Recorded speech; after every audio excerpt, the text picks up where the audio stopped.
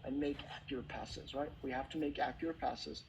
Accurate passes are what? You have to have enough weight. It can't be too soft. It has to be perfect weight, not too heavy. It has to have good direction. I don't want the ball bouncing around where your teammate cannot control it, right? So that's why we work on passing and receiving all the time and focus on what? Locking your ankles, making the touch at the equator. We have to have that, all right? Secondly, what do we also have to have?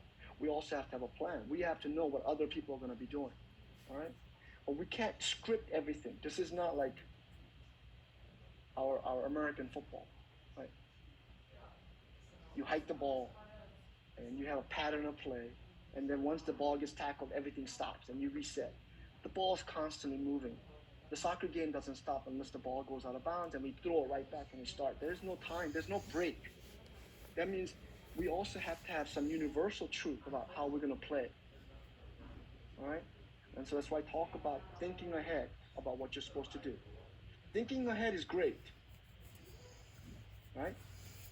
But if you only are thinking ahead with very small amount of data, because you're only looking at the ball, and you're always looking at the ball, then you can only make decision based on the data that you gather, which is near the ball.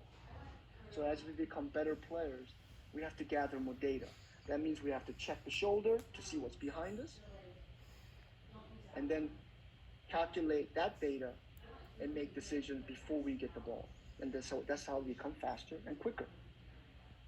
And I told you boys earlier, if you're able to think things out before it happens, you become faster. The game slows down and you become better players. If there's no other questions, I'm going to switch over to defense. Any other questions, boys?